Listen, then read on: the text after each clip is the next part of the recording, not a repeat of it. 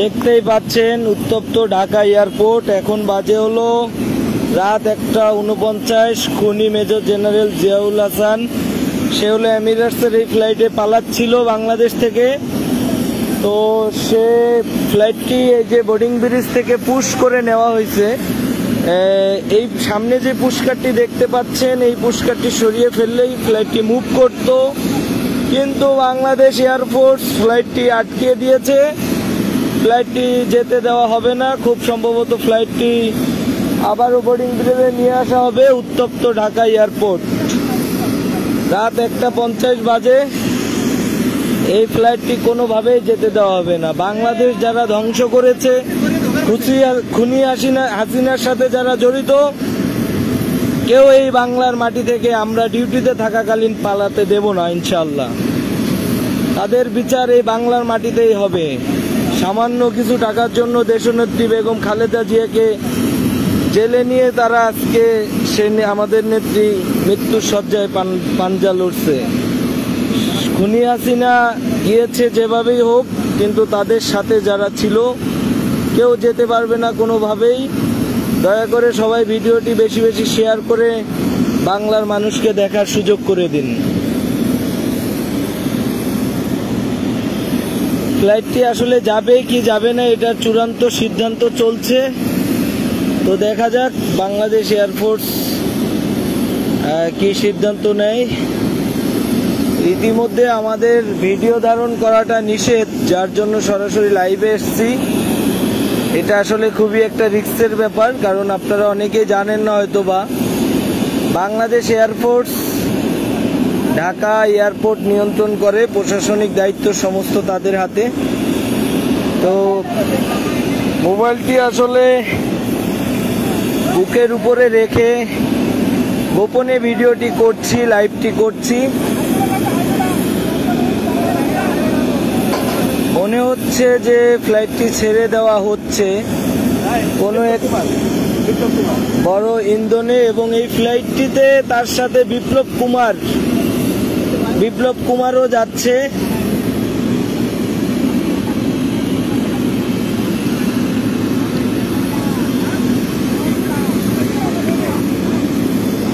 বিপ্লব কুমারও বের হয়ে যাচ্ছে। আসলে এটা আমাদের ক্ষমতার বাইরে। যদি ক্ষমতা থাকতো অবশ্যই তাকে টেনে এসে বিমান থেকে নামানোর ব্যবস্থা করা হতো। বিমান যদি এভাবে বোর্ডিং ব্রিজে কানেক্ট থাকতো তাহলে করা যেত। ওইটা একটি রেস্ট্রিকশন এরিয়া, যার জন্য আমরা এখানে যেতে পারছি না।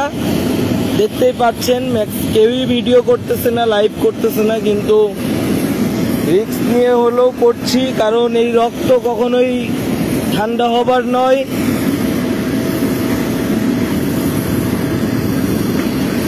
বিপ্লব কুমারও আছে এই ফ্লাইটে। বাংলাদেশ এয়ারফোর্স অপেক্ষা করছে। দেখছেন যে বাংলাদেশ এয়ারফোর্সের 4-5 জনের সদস্য তারা এয়ারক্রাফটের সামনে দাঁড়িয়ে থেকে সিদ্ধান্ত নিচ্ছে, এবং ওয়্যারলেসে এয়ারপোর্টের ভিতরে ঊর্ধ্বতন কর্মকর্তাদের সাথে একটি ফাইনাল সিদ্ধান্তে যাচ্ছে যে তারা আসলে কি করবে।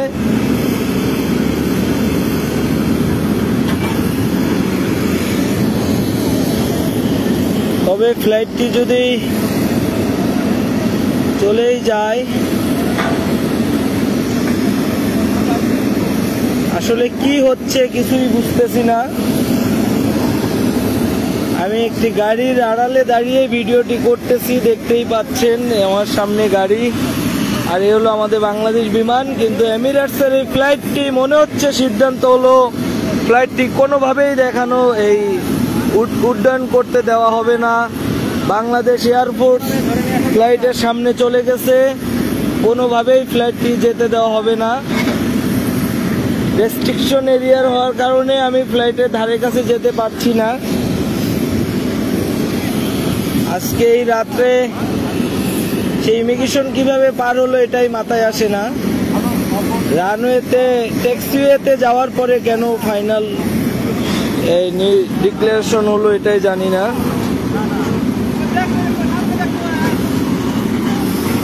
লাইভটি সবাইকে বেশি বেশি শেয়ার করার জন্য বিনীত অনুরোধ করব। বাংলার জনগণ, সাধারণ স্টুডেন্টদের যে পরিশ্রম, এই পরিশ্রম কোনোভাবেই বৃথা যেতে দেওয়া যাবে না। এখনো সিদ্ধান্ত চূড়ান্ত হয় নাই, আশা করি বাংলার জনগণ এই ফ্লাইটটিকে আটকিয়ে দিবে, কোনোভাবে যেতে দিবে না। দেখা যাক কি হয়।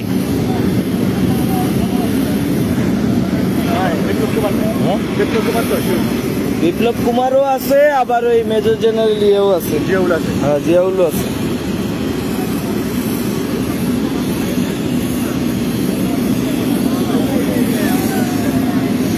এখন মোটামুটি ভিডিও করা শুরু হয়েছে সবারই।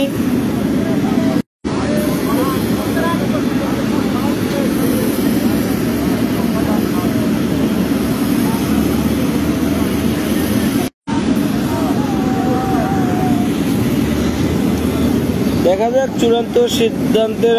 ফোনের ক্যামেরা একটু নর্মাল হতে ভালো মতো দেখাইতে পাচ্ছি না, তারা ওয়্যারলেসে। যাই হোক, কল আসার কারণে সমস্যা হচ্ছিল। আবারও দেখতে পাচ্ছেন বাংলাদেশ এয়ারফোর্সের 2 অফিসার যাচ্ছে এখন একটি ফাইনাল সিদ্ধান্ত নেওয়ার জন্য,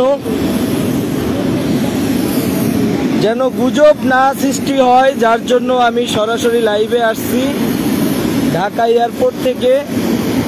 অনেকেই গতকাল রাত্রে যে আমাকেও ঘুমাইতে দেন নাই, সারা রাত একের পর এক কল দিয়েছেন, শুধু গুজব ছড়িয়েছেন। আসলে চোরেরা পালিয়ে যাবে এটা কখনোই গুজব হতে পারে না। অনেকে অনেক দিক থেকে বলেছেন পালিয়ে গিয়েছে, কিন্তু এই ফ্লাইটে মেজর জেনারেল জিয়াউল হক আছে, তার সাথে এটা কনফার্ম, কিন্তু তার সাথে বিপ্লব কুমারও আছে, যে কুত্তার বাচ্চা সারাক্ষণ এলোপাতারি এবং বাংলাদেশের জনগণকে নিয়ে বিভিন্ন কথাবার্তা বলে এসেছে। দয়া করে লাইভটি সবাই বেশি বেশি শেয়ার করবেন, বাংলার জনগণ সবাইকে দেখার সুযোগ করে দিবেন।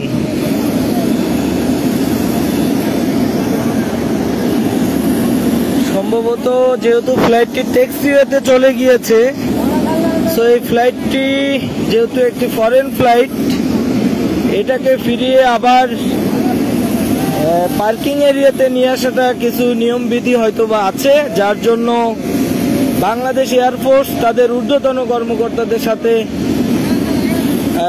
যোগাযোগের চেষ্টা করছেন যে আসলে তারা কি করবেন। তবে বাংলাদেশের বর্তমান সার্বিক পরিস্থিতি অনুযায়ী মনে হয় না ফ্লাইটটি উঠতে দেওয়া হবে। তবে পুশকাট অপারেটর গাড়িতে উঠে পড়েছে, সম্ভবত ফ্লাইটটি চলেই যাবে, যেহেতু এয়ারফোর্সের লোকজন চলে আসতেছে।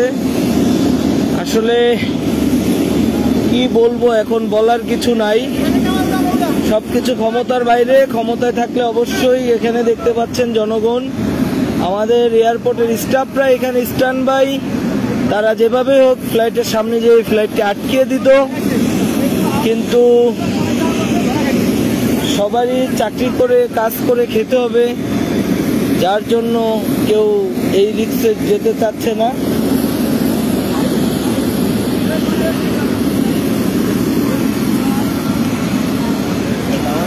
একটু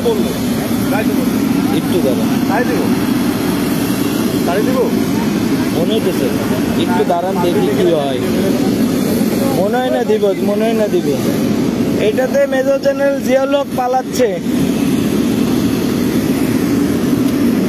আসলে বারবার সিদ্ধান্তহীনতায় ভুগছে বাংলাদেশ এয়ারফোর্স, আবারও গিয়েছে বিমানটির কাছে, দেখা যাক কি বলে।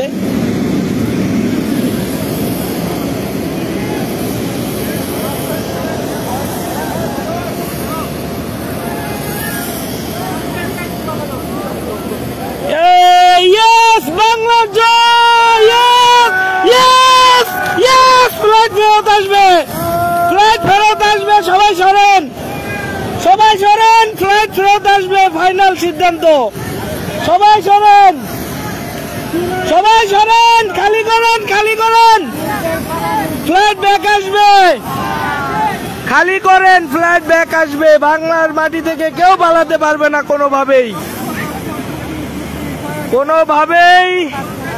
কোনোভাবেই সম্ভব না। বাংলাদেশ এয়ারপোর্ট সবাইকে সরিয়ে দিচ্ছে।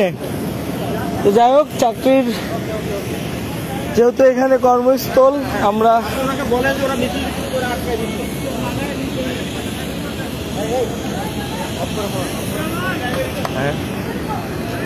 দোস্ত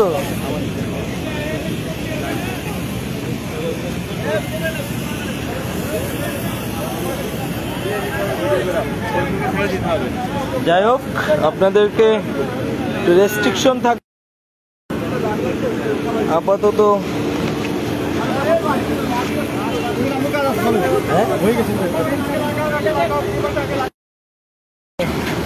ওই পর্যন্ত কেন কেমনে দেখতেই পাচ্ছেন, আমরা দু একজন ছিলাম, এখন হাজার হাজার স্টাফ, আমাদের অনেক স্টাফ চারিদিকে, এবং উপর থেকেও ভিডিও চলছে। ফ্লাইটটি পার্কিং পেতে নিয়ে আসা হচ্ছে। মোবাইল কেন নিবে তারা? মোবাইল নিবে এত সস্তা? ইমিগ্রেশন করে আসলো কিভাবে এই পর্যন্ত? ফ্লাইটটি এই যে বোর্ডিং ব্রিজে লাগানো হচ্ছে, বোর্ডিং ব্রিজ লাগে তাদের দুইজনকে অফলোড করা হবে। কোনোভাবেই পালাবে না, আমরা যেহেতু ডিউটিতে আছি, পালানোর সুযোগ নাই। শুধুমাত্র ফরেন ফ্লাইট হওয়াতে আমরা নিজেরা কোনো পদক্ষেপ নিতে পারলাম না, যেহেতু বাইরের কান্ট্রির সাথে আমাদের সম্পর্ক নষ্ট হোক, আমাদের দেশে দুর্নাম হোক, সেটা আমরা কখনোই চাই না। যাই হোক, বাংলাদেশ এয়ারফোর্সকে অসংখ্য ধন্যবাদ, তারা ফ্লাইটটি আবারও ব্যাক নিয়ে আসছে। বোর্ডিং ব্রিজে লাগানো হচ্ছে, কিছুক্ষণের মধ্যে বোর্ডিং ব্রিজে লাগাবে, তারপরে তাদেরকে নামানো হবে।